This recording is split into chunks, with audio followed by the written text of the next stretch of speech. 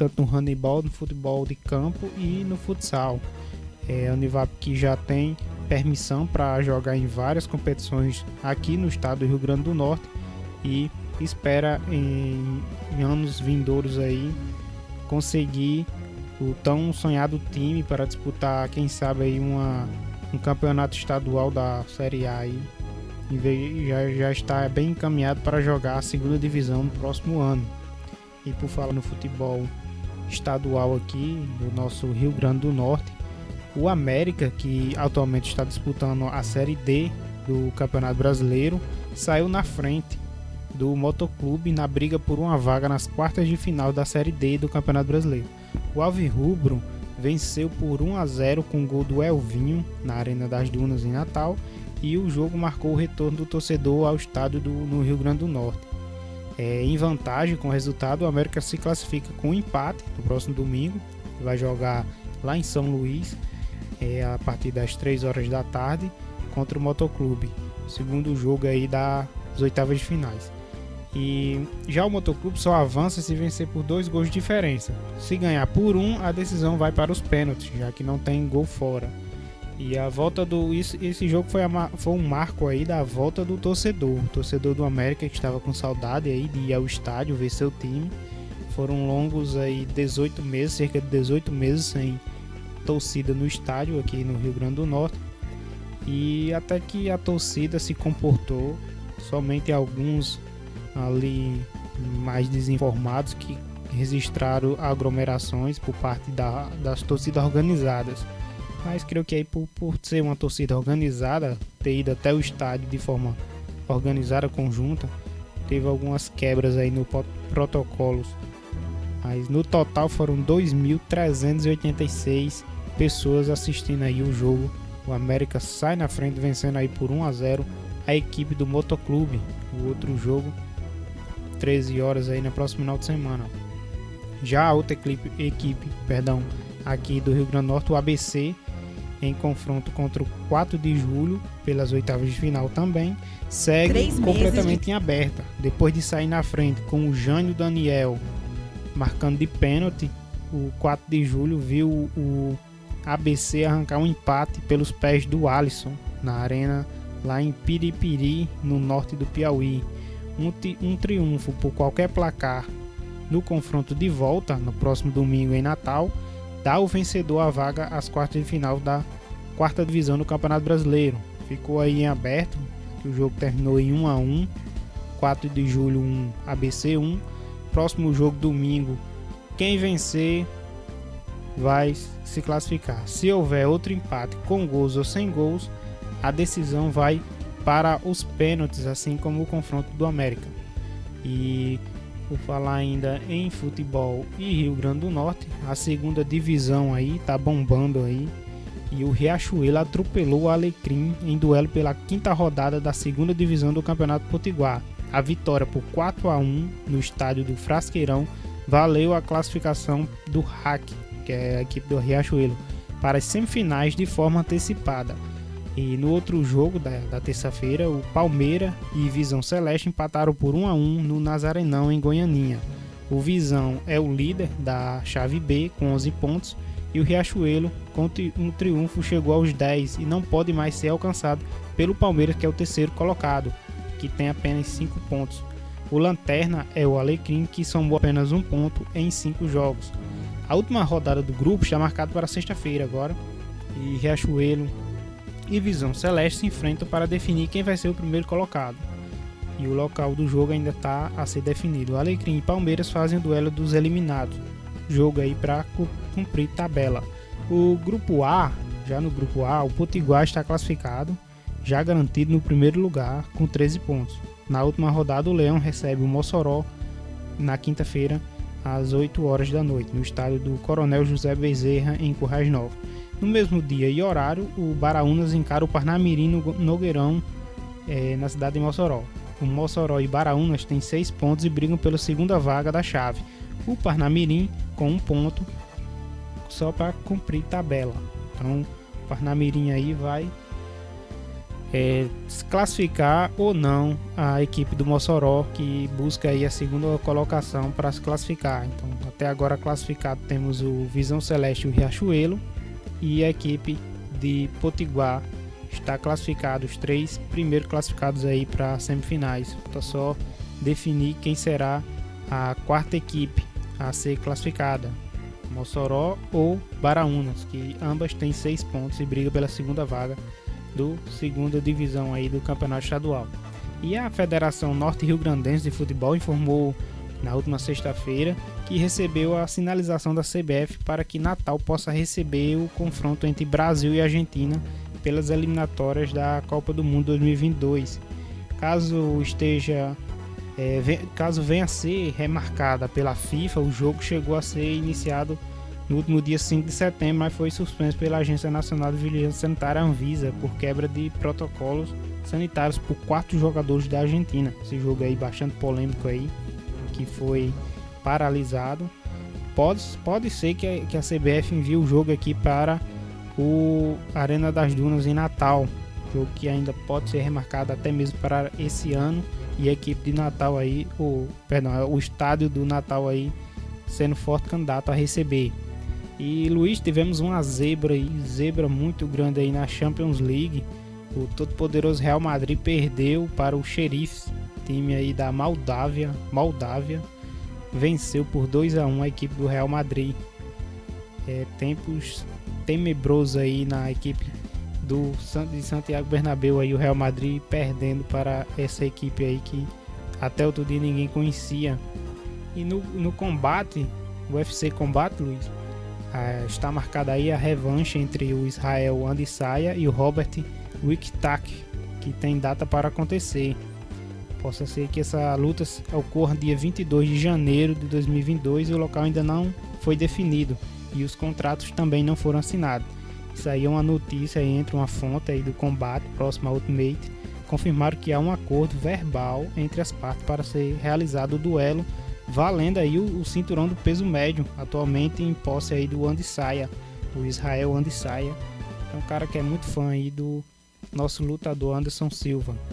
E a brasileira Amanda Nunes, ela vai conhecer aí a sua desafiante. O nome dela aqui da desafiante é a Juliana Penha. Ela que é americana, mas tem raízes venezuelanas. Nessa última semana ela não poupou a língua aí e provocou tanto a Amanda Nunes que acabaram marcando a luta entre elas. A Amanda Nunes vai encarar a Juliana Penha, a Amanda que defende aí o cinturão já em 2 categorias. Ela fala que teve que insistir em falar com a Amanda para conseguir a luta. Ela que foi a campeã da 18ª temporada de The Ultimate Fighter, o TUF. Mostrou respeito pelos feitos da campeã de 2 divisões, mas disse que a adversária vai entrar na luta mais pressionada que ela. Ela fala que a Amanda ela tem quase que a obrigação de entrar na luta e ser muito boa e nocautear as adversárias, e ela usou isso para conseguir a luta aí contra a Amanda Nunes. Vamos torcer aí para nossa brasileira, Luiz. Esse aqui foi um resumo do futebol, resumo aí do esporte, da lutas livres aí aqui no Brasil e no mundo. Valeu, Luiz, até a próxima semana. A gente só tem a agradecer a Moslay, que sempre está participando conosco aqui, trazendo as notícias do esporte, e destacar, Moslay, que o Gabriel Veron, aqui de Açu, diretamente aqui de Açu, Potiguar, é craque. O moleque é craque. Quando entra tem desencantado e foi o autor da assistência aí para que Dudu, retornando ao Palmeiras, garantisse aí a classificação para a final da Libertadores. A gente está esperando aí, provavelmente vem o Barcelona, não é garantido não, mas a gente está esperando agora na final. A gente fez nossa parte, agora vamos esperar os outros times fazer a deles, chegar na final. A gente já está só aguardando. Mas, Moslay, vamos falar um pouquinho sobre política. A gente está recebendo aqui o vereador Railton Diógenes, ele que está no primeiro mandato na Câmara Legislativa de Apodi. E desde já, Railton, eu gostaria de saber como você tem encarado esse desafio de primeiro mandato, como você tem encarado esse trabalho dentro do Legislativo apodiense. Luiz, a gente quando entra, né, primeiro mandato, primeiro a gente tem aquela muita empolgação de entrar, né, na política, era um desejo, né, que eu acho que só entra quem tem muita vontade. E na política a gente começa a aprender quando está lá mesmo na casa do povo, a gente escutando outros colegas, outros vereadores que têm mais experiência, aprendendo também com os mais novos e também com os mais velhos, né, da casa, assim como também, que é o principal, né, sabendo ouvir melhor o povo, analisando as demandas que aparecem. A gente que tem redes sociais, a gente sabe como funciona, né, uma postagem, as pessoas já vão lá no Instagram, pede uma indicação para sua comunidade, vê uma necessidade da população e a gente começa a ter um olhar diferente quando você entra na política. Eu gosto muito de hoje, quando a gente vai passando assim, dirigindo o carro com minha esposa, observar a rua, como ela está, o que é que ela está necessitando. A gente começa a ter um olhar, vamos dizer, bem mais amplo, né? Quando a gente não é político, a gente diz, eu estou bem. E agora a função do político é, eu estou bem e a população tem que estar muito bem, né? A gente tem que ter um olhar agora bem mais amplo, onde a população vai estar em primeiro plano. A gente vê as dificuldades do dia a dia, não só minha, né? Agora de 37 mil pessoas, que no caso seria a população de Apodi. Ailton, eu sempre tenho essa dúvida, eu sempre indago as pessoas que entram para a vida política. Como é essa distinção? Porque você sai do anonimato, entre aspas, né?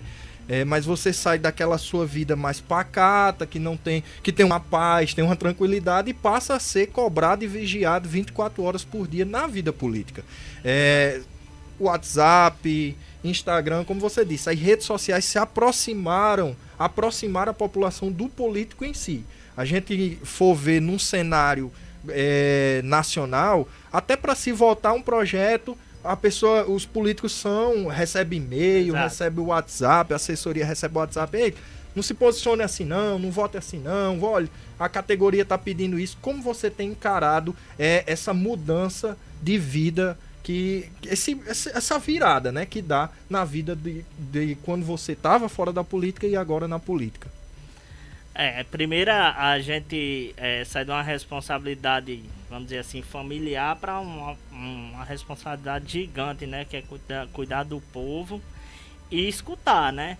É uma mudança que a gente tem uma parte muito boa, né, ter contato sempre com a população, ser conhecido, né? O vereador Ailton fez isso, fez aquilo. E esse aqui eu posso ir atrás, que ele vai tentar resolver o problema. Então é uma mudança que a gente tem, e nessa mudança durante ela a gente também vai se moldando, né? Vai aprendendo a ter algumas atitudes, ter o cuidado, né? Que quando a gente é uma pessoa pública, a gente tem que ter cuidado, porque você é uma referência para a sua cidade. Você, quando for fazer algo, você tem que pensar, isso aqui, qual é a imagem que eu vou estar passando? Então, esse cuidado a gente, vamos dizer assim, triplica, ou não dá nem para contar quanto a gente se preocupa com essas coisas.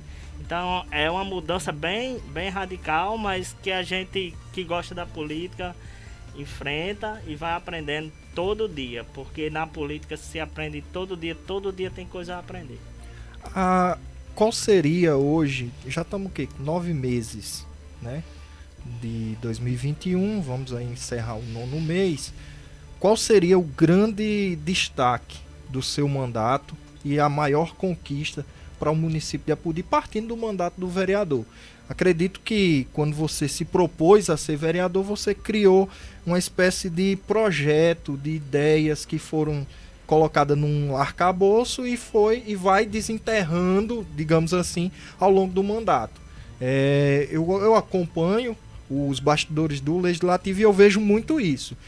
Quando o vereador tem um apoio, um respaldo maior dos colegas, aí vamos aprovar esse projeto. Aí quando não tem, segura. qual seria hoje, com 9 meses de mandato, a sua grande conquista para o povo de Apodi, Railton? Então, Luiz, primeiro quando a gente entra na Câmara, né, a gente aprende, né, a importância dos projetos, como ele deve ser elaborado. Quando eu entrei na política, né, durante a campanha a gente defendeu a bandeira da juventude, de geração de emprego. A gente defendeu também muita região, no caso onde eu nasci, né, que seria a região da Areia, porque lá, de certa forma, eu via, né, e sentia, como eu era mais daqui do início, que é Sítio Ponta, e não lá do distrito do Córrego, de certa forma, a região da Areia ela era muito, vamos dizer assim, centralizada no distrito do Córrego. Sim.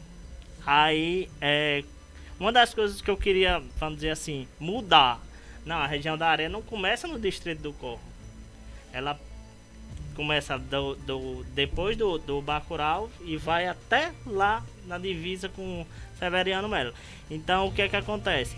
Eu acho que é uma grande conquista que eu estou tentando defender, né, na casa, e vejo a ajuda dos colegas. A gente conseguiu um poço para a comunidade do Tirinete, era uma dificuldade que eles tinham de água. Inclusive a gente hoje já semana passada teve já fazendo a medição da adutora. Então são vitórias e conquistas como essa que a gente se sente bem mais estimulado. E também um dos projetos que a gente aprovou na casa foi a inclusão, né, de um intérprete de Libras. Isso. Que, como você está lá na casa, você vê, né? E eu acho que ali é uma mudança que mostra a população de Apodi um público que, de certa forma, eles, vamos dizer assim, são excluídos. Sim. E com esse gesto da Câmara, hoje, ontem eu estava com o prefeito Alain, ele já passou, ele disse, olha, todas as inaugurações que são transmitidas, a gente também já está com intérprete. Amanhã também vai ter uma entrega das carteiras, né, dos autistas. Então eu acho que são bandeiras que a gente tem que defender. E a Apodi, a gente vê que ainda é bem, vamos dizer assim, atrasado nessa parte de inclusão, de acessibilidade. E é uma bandeira que a gente pretende mudar, né?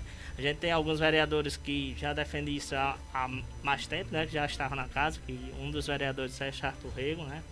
Então, juntando forças, que, como você bem disse, os projetos para serem aprovados e mudar a vida da população precisa do entendimento, são feitos ajustes e assim a gente vai trabalhando. Na juventude mesmo a gente conseguiu aprovar também o projeto de mudança dos estágios, né?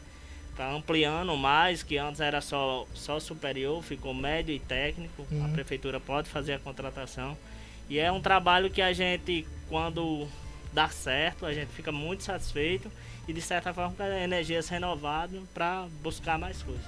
Railton, era dos questionamentos que eu ia fazer justamente isso, a aproximação com o Legislativo.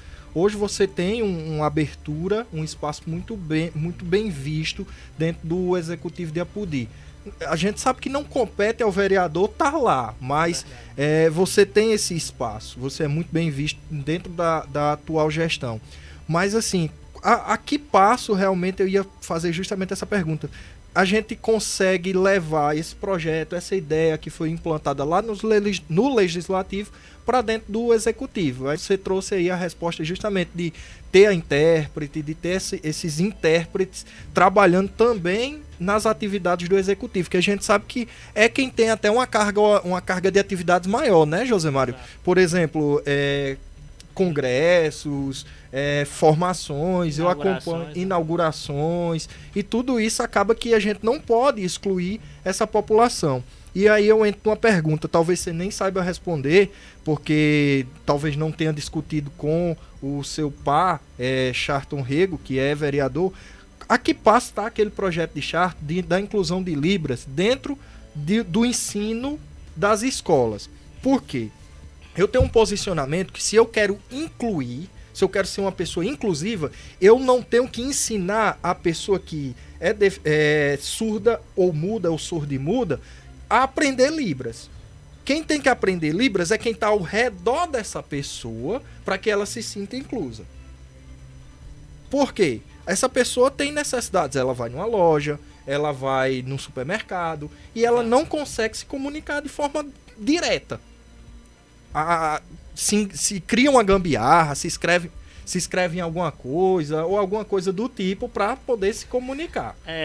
Durante até a palestra lá com o pessoal da PDA, né, um dos palestrantes ele fala que se dá muito acesso, não acessibilidade. Uhum. Quando a gente diz, a pessoa, um deficiente, ele vai a uma loja e precisa se adequar àquele espaço, ele não está tendo acessibilidade, ele está tendo um acesso. Ele consegue entrar porque alguém vai ajudar ele subir com a cadeira de roda e entrar ali naquele local. Então, são coisas que realmente, eu concordo, Luiz, que a obrigação não está na pessoa que tem a deficiência, é para ser o contrário. Assim como, citando até um exemplo meio, vamos dizer assim, meio diferente. Quando a gente viaja a um país, os Estados Unidos, ninguém vai lá tentar falar a minha língua, né? Que eu cheguei lá. Então eu que tenho que me adequar ao espaço. Então é uma coisa bem delicada. O projeto de Chato que está na Secretaria de Educação, ele está em discussão com o secretário Elmo.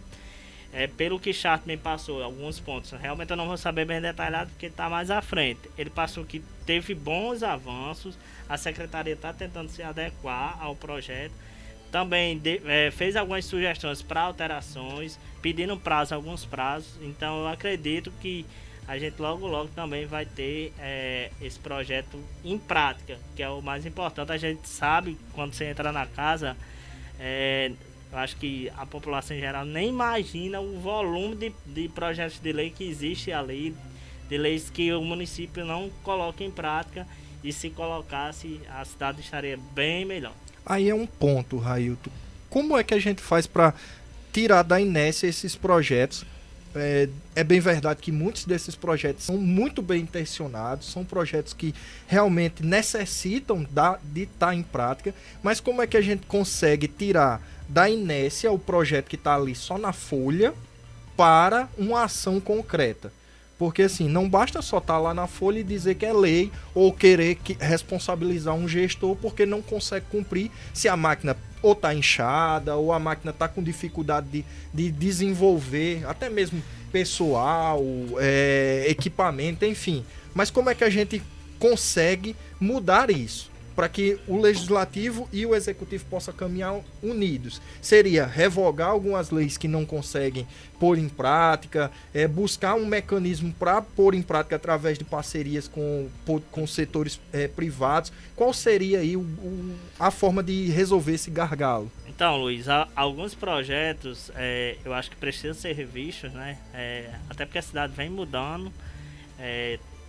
Há a possibilidade, eu acredito, que até de revogar alguns. A gente precisa analisar e buscar parcerias. E outros, eu acho que às vezes é até um pouco de, vamos dizer assim, há um número elevado de projetos de alguns vereadores, né? Que aprovam, mas, vamos dizer assim, eles ficam congelados, aprovei o projeto. E eu acho que não é assim. Eu acho que quando se conversa com o outro poder, que é o que vai executar, porque Luiz, lá, os projetos de lei são autorizativos. Sim. Certo? Eles não são obrigatórios. Então, por não ter a obrigatoriedade, muitos ficam só no papel. E eu acho que essa boa relação entre legislativo e executivo, quem ganha é a população.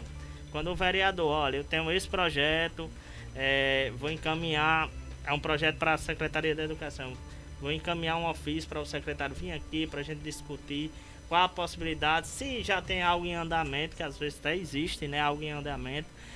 E isso faz uma diferença gigante, porque são várias cabeças pensando. Sim. Às vezes tem um projeto aqui e aparece algumas ideias de outra pessoa que deixa esse projeto bem melhor e coloca ele em prática logo, né? Esse aqui dá certo, assim. Então eu acho que uma boa relação entre executivo e legislativo, que acredito é o que está acontecendo, né, nessa legislatura, quem ganha é o povo, e essa relação de a proximidade, ela facilita várias decisões. Railton, você tocou num tema no início da nossa conversa, que é a questão das estradas vicinais. Eu não vou aqui fazer uma extensão do que se é debatido na Câmara Municipal, não, que realmente é bastante debatido, mas você citou a região da Areia, e eu acompanhava uma referência, né, em redes sociais, se eu não me engano, do vereador Alexandre, que ele dizia que um colega lá tinha dito que tinha 3 meses de atuação dos maquinários para a região da Areia, porém não passou aqui no setor do Jatobá. Como é que você enxerga isso? Porque assim, há não sei se você consegue perceber, eu acho que é mais difícil para você que está dentro, mas quem está de fora percebe dois pontos. O primeiro, a região é muito grande e acaba que vai sempre priorizar alguns outros locais. A principal, algumas adjacentes para comunidades maiores, e acaba que meio que deixa os outros. Mas pelo tempo, deveria-se ter um cronograma ainda mais amplo, né, para atingir todas as localidades. Eu não sei se passou no Sítio Ponta, eu não sei se passou no Jatobá, enfim, em todas as localidades. E o segundo ponto é como você tem encarado justamente essa abertura que você tem dentro do Legislativo. No nosso primeiro diálogo lá no Analisador Político, eu fiz essa pergunta, você estava bem no início, eu dizia: Railton, você tem uma moral dentro do Executivo. E isso acaba com que alguns outros vereadores, que também são da base governista, fiquem um pouco sentido. Não, tá passando mais tempo aqui naquela região, tá passando mais tempo ali. Como é que você tem contornado isso, que eu acredito que você já tem percebido, mas como é que você tem conseguido contornar isso e, claro, priorizando sempre o benefício da população? Então, Luiz, é um tema bem complicado, né? Até pelo tamanho e extensão das estradas vicinais da nossa cidade. A Podi tem um maquinário muito pequeno para o tamanho das estradas vicinais. Todos os vereadores ficam querendo puxar, né, para sua região e tal. Essa parte, o vereador Railton conseguiu mais vezes. Eu vejo assim, existe um cronograma, né?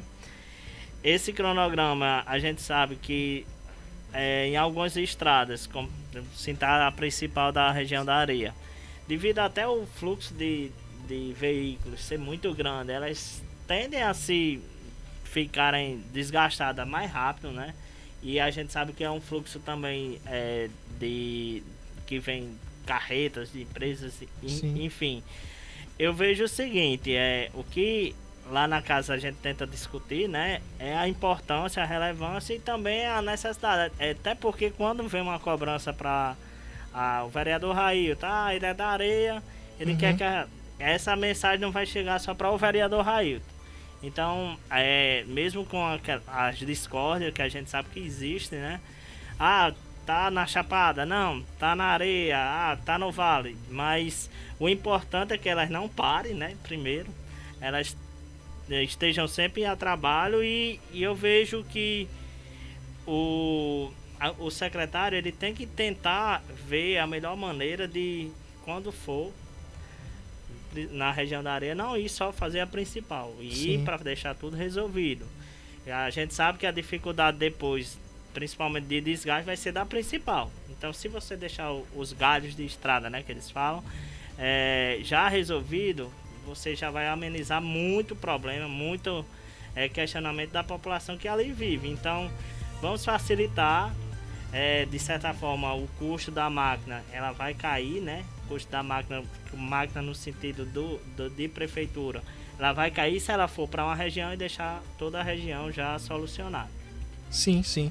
E assim, o poder é muito grande. Muito. A poder é muito grande, quando o cara olha, você passou num canto, não passou em outro. Então é muito difícil. Mas são exatamente 12 horas e 42 minutinhos. Moslay, vamos ouvir os cortes da entrevista que a gente teve com o deputado estadual Kelps Lima, no qual ele vai fazer a introdução de alguns temas, e eu gostaria aqui de ouvir Railton também sobre esses temas. Foi feita uma auditoria nas compras do Estado durante a pandemia, e foi detectado que 12 processos de compra da Secretaria tinham suspeitas, umas mais graves, outras menos graves, de desvio de dinheiro público ou de improbidade administrativa. Então, nós abrimos as investigações para esses 12 processos. Alguns têm evidências muito fortes de corrupção, inclusive dois deles têm operação da Polícia Federal, uma já depois da CPI, e a gente está investigando sem fazer pré-julgamento, com muita tranquilidade. A gente não quer fazer da CPI um circo, mas a gente não vai abrir mão de fazer as investigações. Nessa primeira parte ele fala justamente sobre a CPI da Covid, no qual ele complementa logo em seguida, Moslay. Hoje teve sessão da CPI, né? A CPI está avançando muito, com muitas... ouvindo muitas pessoas, com algumas quebras de sigilo bancário, fiscal, mas nós temos muitas coisas que a gente não pode revelar agora porque vão atrapalhar as investigações. Mas, infelizmente, a gente já tem alguns casos bem graves de pessoas que serão indiciadas por desvio de dinheiro público. Eu não acho que a gestão de Fátima na Covid tenha sido desastrada, não foi.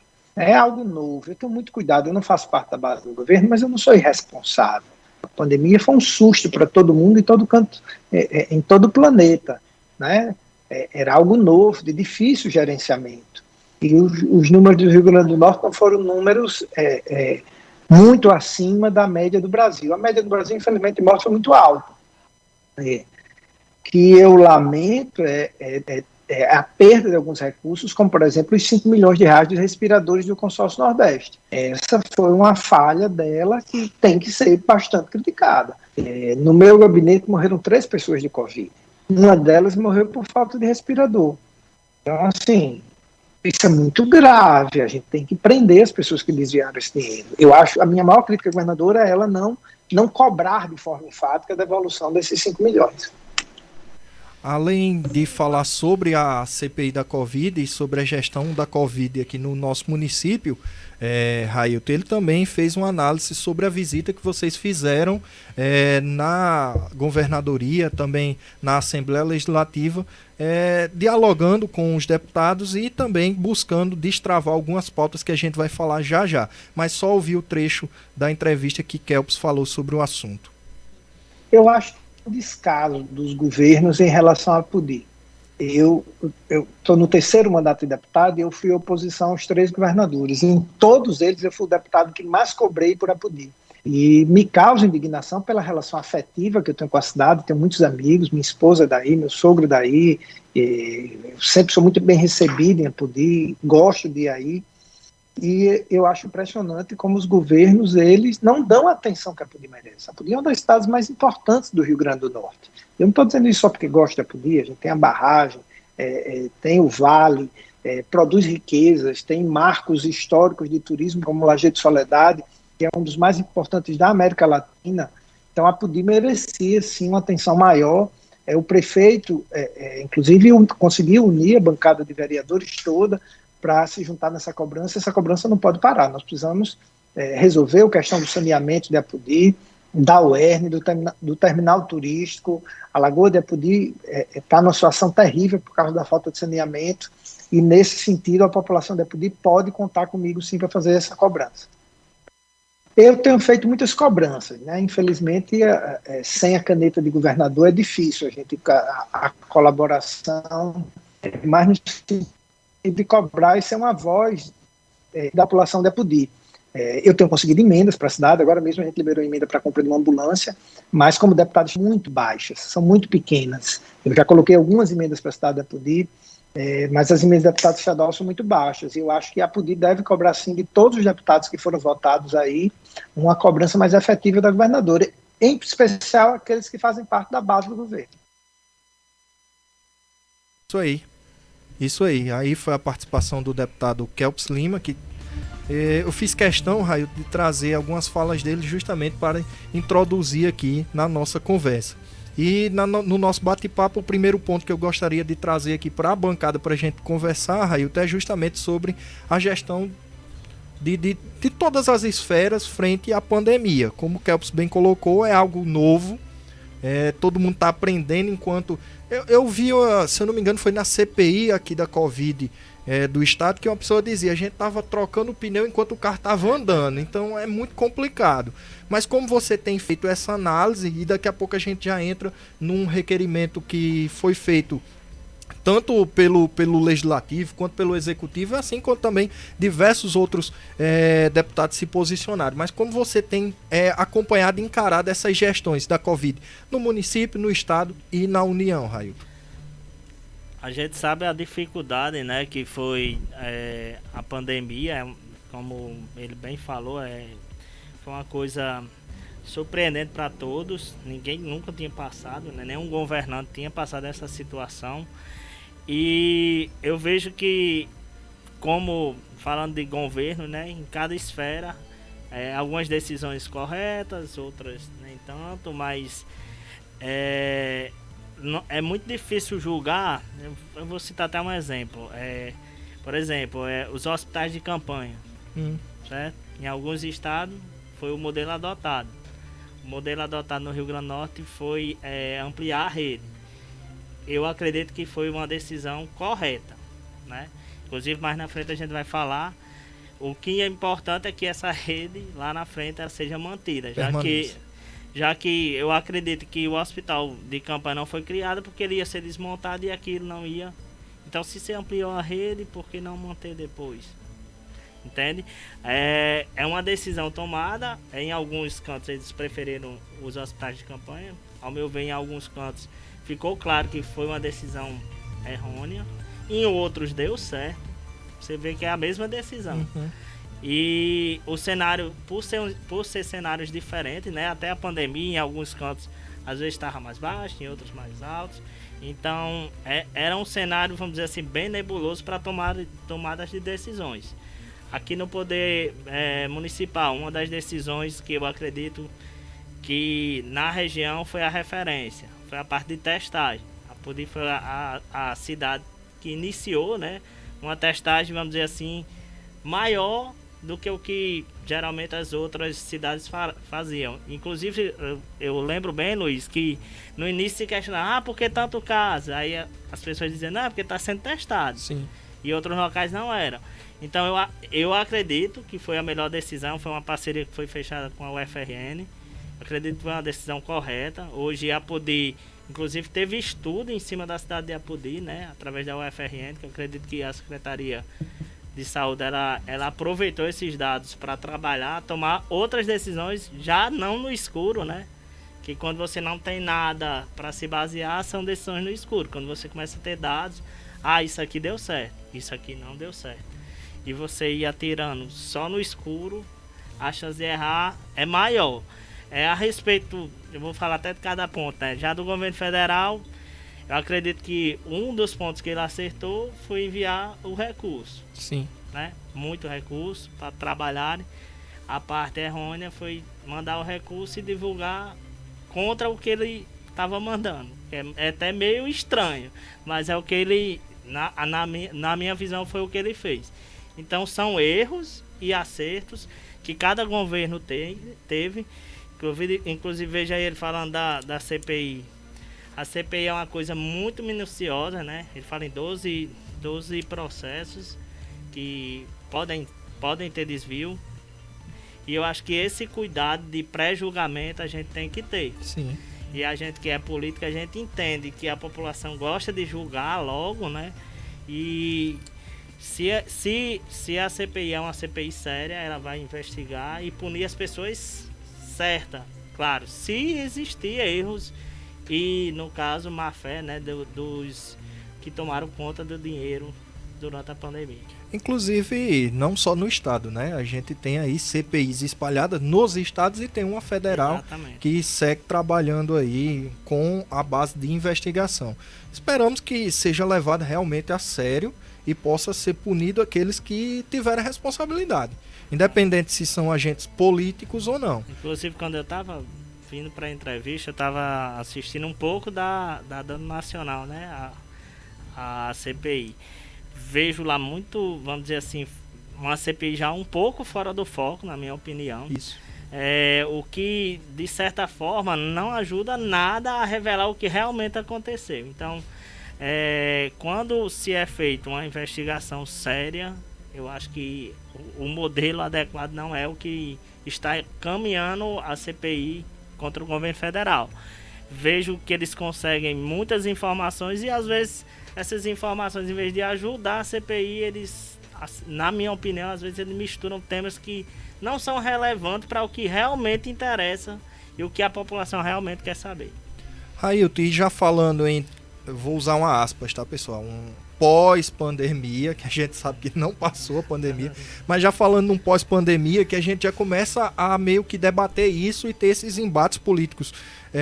A PUDI, digamos assim, a PUDI Estado, que seria justamente no desmonte da ampliação que foi feita no Hospital Regional Hélio Moraes Marinho. Diga-se de passagem, a gente saiu de uma manifestação no governo Robson para que não fosse municipalizado, para uma ampliação e uma necessidade extrema dentro de uma pandemia. Um caso, assim, difícil até de se explicar. Mas o que é que está acontecendo? Você esteve em Natal, na capital, esteve reunido com o chefe de gabinete do Estado para essas tratativas, mas o que é que está acontecendo nesse momento? A gente tem oficializado pela secretaria que começou uma desmobilização desses leitos, mas o que é que realmente de fato está acontecendo e o que de concreto, Railton, vai ficar para a população de Apodi? Então, Luiz, esse tema a gente tem que tratar ele com muito cuidado e muita responsabilidade, né? A gente, Câmara e Poder Executivo, acredito que Luiz até observou algumas discussões que a gente tinha.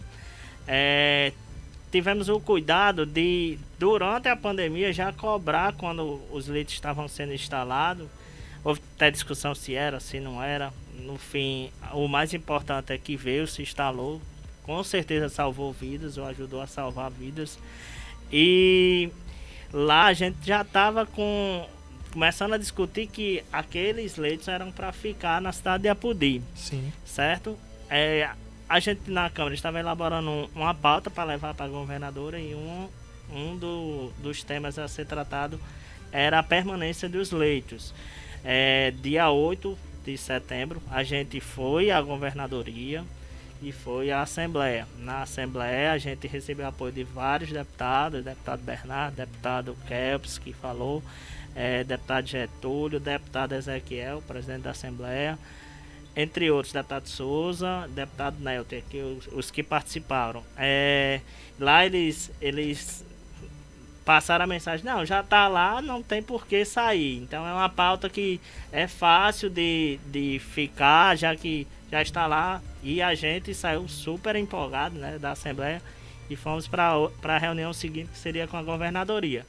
Na governadoria também a gente recebeu o sinal verde pelo chefe de gabinete, Raimundo Alves.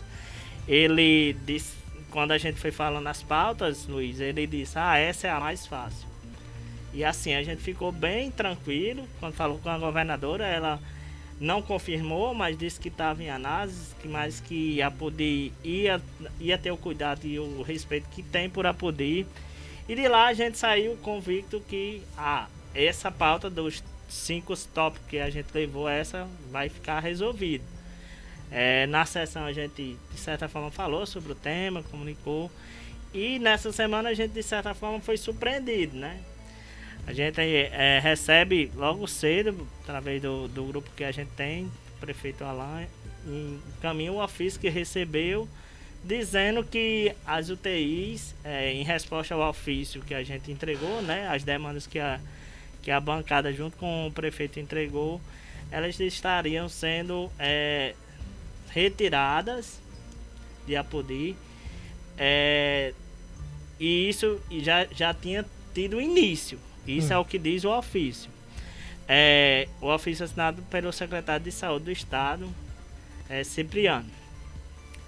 A gente daí, a gente começou a se manifestar nas redes sociais, alguns vereadores, e quando foi à tarde, a diretora do hospital, Girlene, ela entrou em contato comigo e perguntou, mas como vocês estão falando sobre isso? Vocês receberam alguma coisa oficial? Aí eu comuniquei a diretora, ó, a gente recebeu. Aí ela, surpresa como a gente também estava, né? Porque a gente tinha tido uma reunião recente. Ela disse, a gente tinha saído dessa semana mesmo com uma reunião com ela, semana passada, na verdade, que isso foi na segunda. E eles tinham garantido que ia ficar tal. Aí a gente disse, não, então vamos continuar aqui a luta, vamos unir forças, que eu acredito que isso fez a diferença. Eu acho que você bem citou a respeito do hospital. Você já pensou se o hospital tivesse sido fechado essa pandemia, como foi?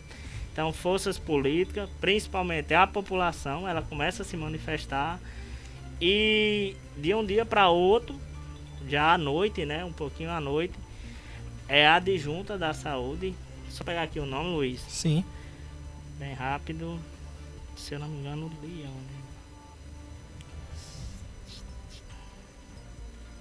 Inclusive, Railton, a gente... Liane Ramalho, Sim. adjunta, entrou em contato com o prefeito Alain e disse que houve um equívoco, ou houve uma pressa na resposta do ofício e que as UTIs de Apodi não seriam retiradas. Ela estava fazendo um levantamento financeiro, o custo de ficar com as UTI em Apodi, e queria apresentar esse custo à governadora agora na sexta-feira, no caso, depois de amanhã.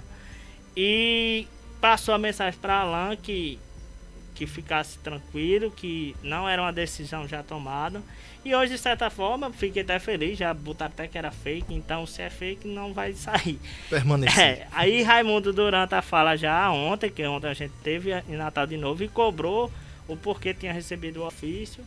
Ele comunicou que não era uma decisão já batida e que a Podi não se preocupasse, que as UTIs eles iam fazer o esforço maior para ficar o maior número de UTIs de leitos possíveis. Então a gente ficou mais tranquilo. A gente tem que ficar atento, que a gente é político. Sim. A população também. Ninguém aqui quer... Railton conseguiu deixar as UTI, deputado fulano... Enfim, eu acho que o pai da criança, né, que é como gostam de dizer, não interessa. Para a população interessa que ela fique. E de certa forma, quem tem a caneta para ficar é a governadora, né? Como o Kevin falou, a caneta é dela. Railton, deixa eu jogar uma polêmica aqui no ar. Eita. Pode jogar? Pode, né? A assessoria tá aqui, depois eles resolvem nos bastidores. Mas muito se fala, eu acompanho nas redes sociais, acompanho nos grupos do WhatsApp, mas tem essas UTI ou não tem a Apodi? Porque uns dizem que tem, outros dizem que não tem. Realmente tem essas UTI em Apodi servindo a Covid? Então, Luiz, se a gente for analisar através de portarias do Ministério da Saúde, que é quem diz se tem ou se existe, se não existe, essas UTIs, quando elas foram instaladas, eu vou usar UTI desde o início, tá certo? Certo. Ela no cadastro e na portaria, ela saiu como respiradores pulmonares. 5 respiradores pulmonares. Se eu não me engano, em outubro. O mês eu não vou saber corretamente. Sim. Já em março para abril desse ano, elas saíram com portaria 5 UTIs. Então, a partir de março para abril, elas recebiam recursos Como UTI. como UTI. Então, não tenho como dizer que elas não são UTI, se lá no papel do Ministério da Saúde diz que elas eram UTI. Eram não são, né? Eu perguntei porque eu sou curioso. O também. pessoal fala, eu não sou da saúde, eu não tenho muito o que falar e saber. Mas a discussão que às vezes surge agora é que se as UTIs, elas são UTIs apenas Covid ou UTIs seria normais, né? Eu não sei nem a expressão. Como é tudo novo, é até difícil de se falar. Porque assim, Covid veio existir, entre aspas, da forma que a gente tá vivenciando agora, né? Não tem nem como se falar. Mas eu acredito que, sendo UTI, já é meio caminho andado. E a gente tem que começar a pensar em expandir. Quem sabe uma UTI móvel. É uma discussão mais pro futuro, mas a gente tem que começar a falar. Mas a gente tá encerrando e eu vou jogar outra polêmica. Railton. Tá jogando aí. Nosso time jogou bem, você pode jogar. Mas jogando outra polêmica, seria aí uma forma de aproximação do PT e o MDB no estado, mantendo essas UTIs aqui em Apodi, já que a gente tem aí uma grande base do MDB dentro do Legislativo, tem um prefeito que é do MDB, não seria aí uma forma até de estreitar laços, já que realmente existe uma conversa que já vem de Brasília, que já vem de Natal, de uma aliança 2022 PT e MDB? Luiz, ontem a gente teve algumas reuniões e a gente até falou sobre o tema. E eu acredito que o jeito de se convencer uma pessoa jamais é batendo, né? Sim.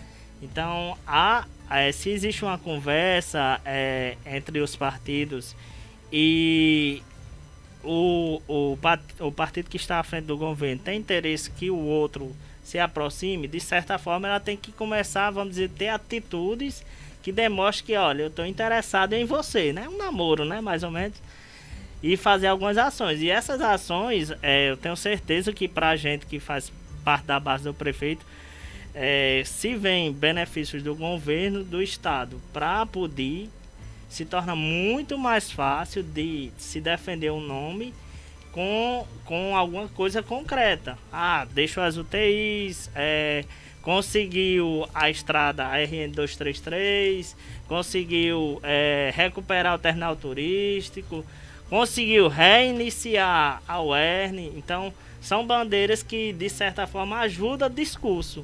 Ajuda a gente conseguir chegar no nosso eleitor e dizer: Fátima está fazendo isso. Citar um nome, né? E ela merece a nossa confiança. Mas se não, eu vejo, se não tem atitudes, eu acho que se dificulta muito se trabalhar um nome, se os seus possíveis correligionários, você não tenta, vamos dizer assim, transformar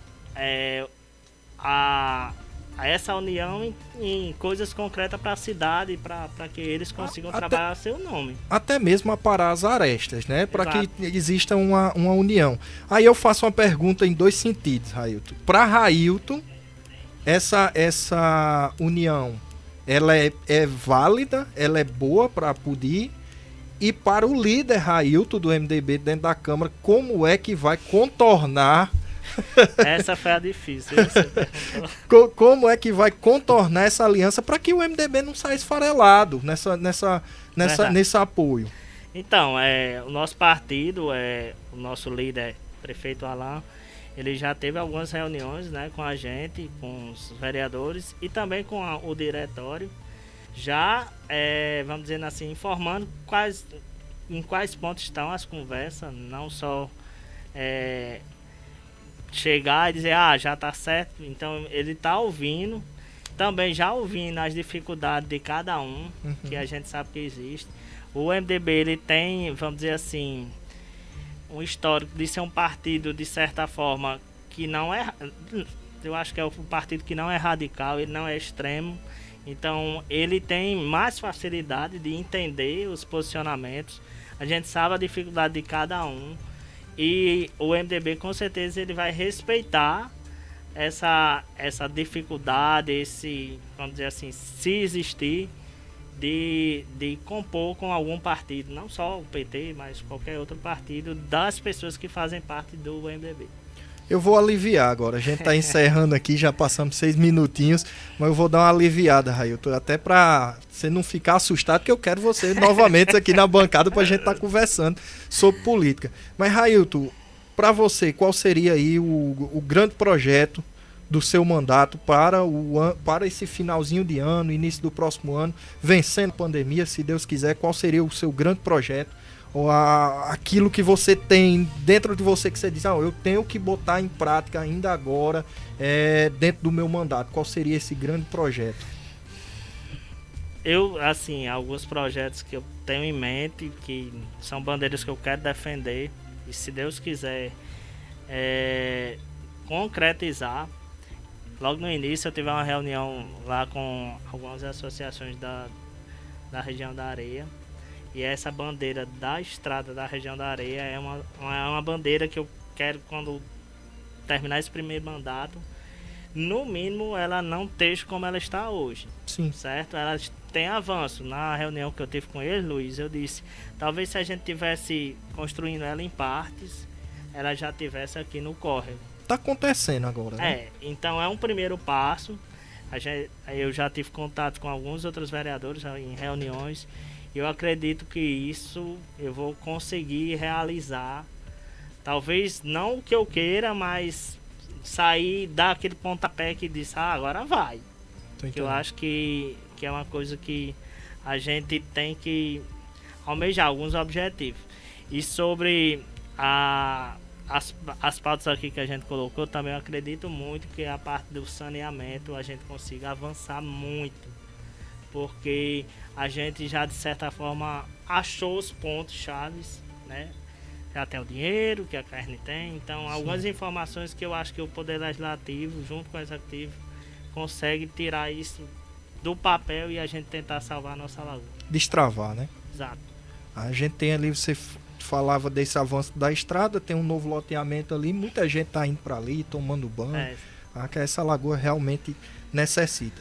E pra gente encerrar, Railton, qual seria, tirando esses macros, qual seria o grande gargalo que hoje a gestão enfrenta, o grande problema que a gestão enfrenta, que precisa, assim, olhar, a gente já vê questão de água, a gente vê a questão de estrada, mas qual seria o projeto que a Apodi tem dificuldade hoje e que precisa enfrentar nos próximos anos, nos próximos meses e resolver para o bem da população mesmo, e que vai ter a colaboração de Railton? Acho que o grande projeto que precisa de uma solução urgente é o lixão. Sim. O lixão, ele é um projeto que hoje ele é um consórcio, né, mas ainda está engatilhando, e a população ela sofre, né, esse período agora que provavelmente as queimadas aumentem. É uma coisa que a cidade sente muito, né, e é uma bandeira também que os poderes têm que tomar e iniciar uma solução que resolva o problema. O custo, a gente sabe que é um custo alto. Hoje eles estão tentando fazer através de consórcio. Alguns avanços, né? Já houve várias reuniões. A referência vai ser Pau de Ferro. A Apodi vai ser um dos que vai recolher o lixo das outras cidades e levar. Então, eu vejo que isso a gente tem que começar a dar datas. Não, olha, a gente vai fazer essa primeira parte, essa outra. Porque se a gente não for tentando solucionar o problema aos poucos, ou a maior parte, a gente vai sofrer muito ainda. A gente sabe a dificuldade, a Apodi está crescendo muito. A gente ontem, passando ali pelo Pequé, a gente viu ainda, acho que a queimada que teve a última foi a semana passada. Foi. E ainda tem indícios lá de fogo, é incrível. Inclusive desceu a serra ali. O fogo desceu a serra. Bem complicado. Railton, 13 horas e 11 minutos. Agradecer primeiramente aqui a Fábio e a todos que estão na audiência, que abriram espaço. Deixar seu recado tanto para a nossa live lá no Instagram, que vai ficar disponível nos nossos meios de comunicação, também a quem acompanha aqui na 87.9. Meu recado Luiz, uma das coisas que a gente vem conversando é que a política ela acontece nos seus períodos, mas que a classe política de Apodi, junto com a população, consiga unir esforços para resolver grandes problemas da nossa cidade e não tentar, vamos dizer assim, levar tudo para o lado da politicagem. Uhum. Quando o vereador Railton cobra, ou quando o vereador Gilvan cobra alguma coisa, ele não está pensando a parte política, em fazer politicagem. Ele está tentando melhorar a vida das pessoas. Então a população entenda e que os políticos também entendam, amadureçam, que eu acredito que é isso que está acontecendo, para que o Apodi seja cada vez melhor. É isso aí. A gente teve hoje conversando com o vereador Railton Diógenes. A gente agradece demais ele, que é vice-presidente da Câmara Municipal de Apodi e também é o líder da bancada do MDB. A gente está inaugurando hoje aqui um novo formato que é um bate-papo sobre política aqui dentro do programa Outro Ponto. Espero que vocês gostem, deixem o feedback com a gente, tanto lá no Instagram da rádio, quanto no site da rádio, quanto também através do nosso Instagram, no @blog Outro Ponto, ou através do nosso site, o www.outroponto.com. Deixa lá seu feedback, o que vocês estão achando, que a gente agradece demais. E quarta-feira a gente retorna para mais um programa. Moslay, eu sei que você está com fome, então muitíssimo obrigado. Fomos!